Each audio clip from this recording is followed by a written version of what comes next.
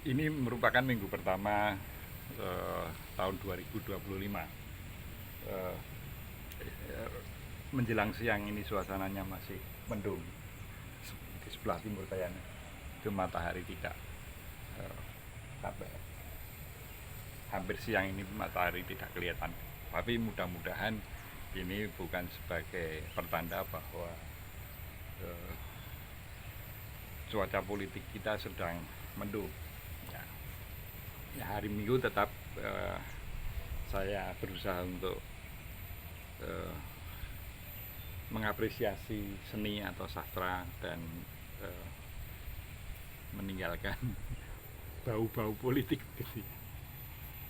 Nah, tadi pagi sebelum saya berangkat ke kebun ini, itu ada seorang anak muda yang bercerita, ya tanpa saya minta, tidak tahu ini ya rezeki saya, uh, bercerita tentang dunia pewayangan. Saya sendiri tidak begitu paham dengan dunia pewayangan, tapi saya mencoba menyimak apa yang dia paparkan.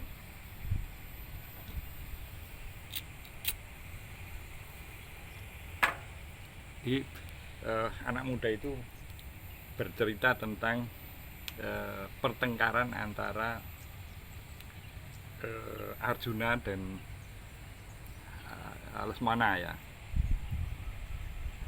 Arjuna itu adiknya Prabu Kresna, sementara Lesmono atau Lesmana itu adiknya Prabu Rama.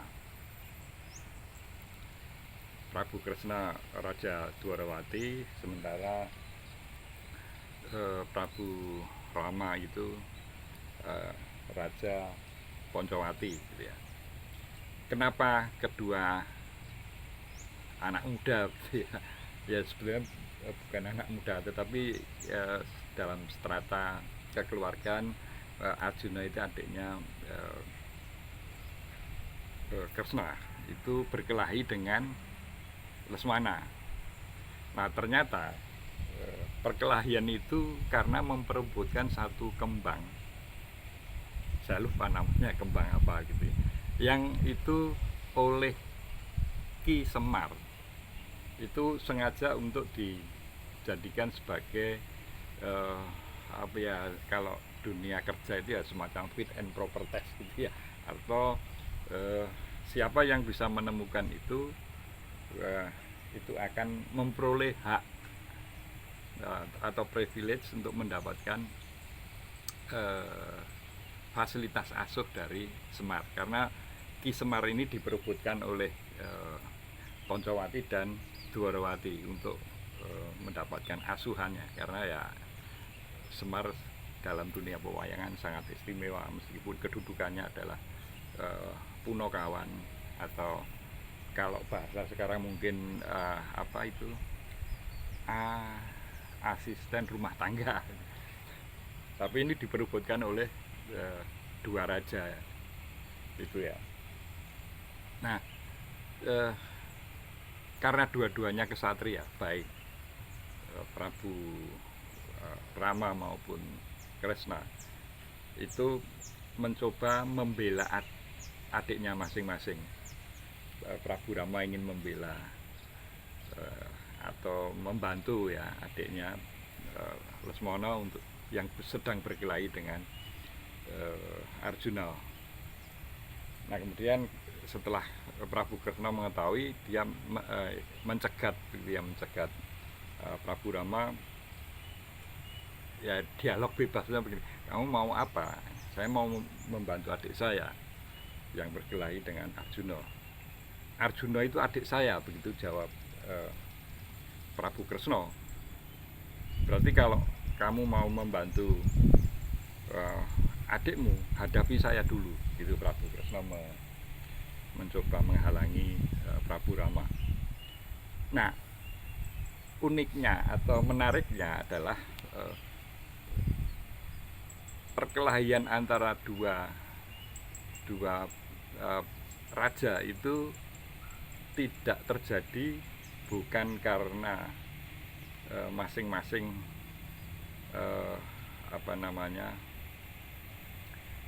mengakui keunggulan lawan, tetapi ini sikap kesatria, terutama Prabu Rama yang melihat ada, ya ini dunia pewayangan antara mistis dengan ya yang bersifat abstrak itu ya bercampur aduk ya. Itulah kekayaan batin dunia wayang. Jadi Prabu Rama itu melihat ada, kalau bahasa pewayangannya, titisan Dewa Wisnu pada diri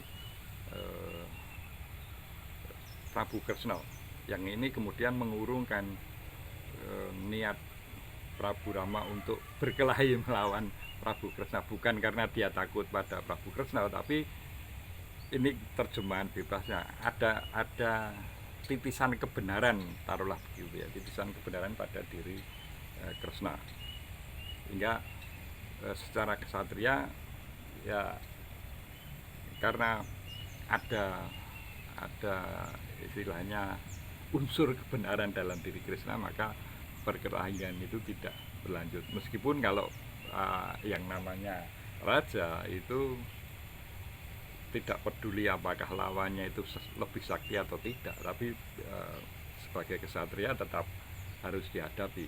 Tapi dia tunduk dengan kebenaran yang ada dalam diri Prabu Kresna. Ya, titisan dewa itu dianggap sebagai sesuatu yang mempunyai kedudukan yang sangat tinggi. Dalam cerita lain sebetulnya Prabu Rama pun ada titisan Dewa Wisnu di situ ya. Nah, akhirnya sebagaimana kemudian cerita wayang pada umumnya, bahwa Ki Semar itu tetap berada di Pandawa, menjadi pengasuh dari Pandawa. Nah, ini sebenarnya menarik sekali dan sangat dalam kalau kita mampu memahami di balik cerita pewayangan itu, sebenarnya sangat dalam. Tapi ya itu memang tidak mudah. Ya beruntungnya anak muda tadi, meskipun kalau kita lihat anak-anak muda itu biasanya kalau menikmati wayang itu pada fase goro-goronya, tapi sebetulnya ada satu filosofi atau nilai-nilai filsafat yang sangat dalam, yang ya bisa dijadikan referensi. Nah, ini kalau kita kaitkan dengan update politik itu, apakah bisa kita kaitkan dengan cerita pewayangan tadi? Ya misalnya masih yang ramai di media sosial, bahkan media mainstream, itu tentang OCCRP, Organized Crime and Corruption Reporting Project. Ini jadi kita kadang-kadang, saya kadang-kadang tertawa dengan perdebatan seputar apakah OCCRP itu berniat jahat untuk semacam membunuh karakter satu tokoh gitu ya. Kalau kita lihat ya apa-apa itu kan kita lihat rekam jejak OCCRP ini, kalau kan tidak hanya tahun ini, tahun 2024 itu sudah pekerjaan jurnalistik investigasi ya, itu yang satu pekerjaan yang juga tidak mudah, dan itu ikut mempertaruhkan reputasinya sebagai lembaga internasional, dimana kalau kita lihat beberapa tokoh dunia yang dulu yang dikulik oleh posisi RP itu ya akhirnya menjalani proses hukum gitu di negara masing-masing.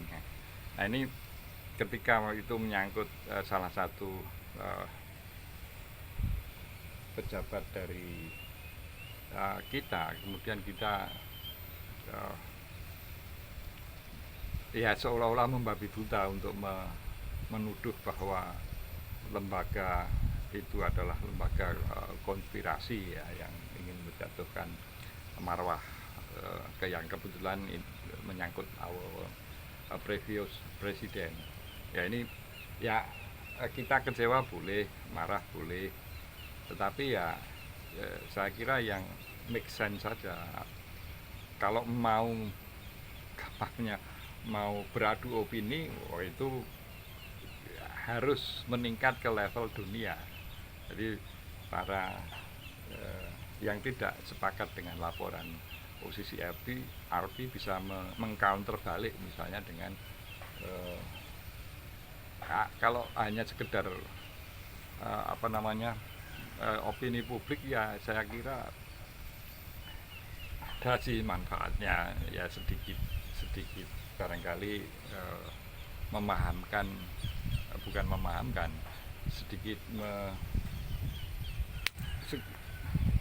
sedikit mengurangi kebingungan kalau dari sisi pengagum Mr. Jokowi itu. Dengan penjelasan semacam itu boleh jadi akan lebih mantap untuk tetap bersimpati atau mengagumi tokoh yang dinilai paling korup oleh lembaga internasional tersebut. Ya, tetapi sekali lagi kalau itu hanya beredar di wilayah domestik, saya kira itu ya semacam kalau bahasa bakulan itu ya, daripada rugi ya rugi total, ya mending balik modal dikit gitu. Analogi yang tidak terlalu tepat, tapi saya kira kita mestinya mulai dewasa, mulai rasional dalam mensikapi apapun, baik opini domestik maupun opini internasional. Ya, kita kalau kepada obrolan yang lalu, bagaimana bersikap rasional mensikapi report dari OCCRP tersebut, ya kita saja prinsipnya. Saya tidak tahu, yang saya tahu adalah OCCRP mereport seperti itu.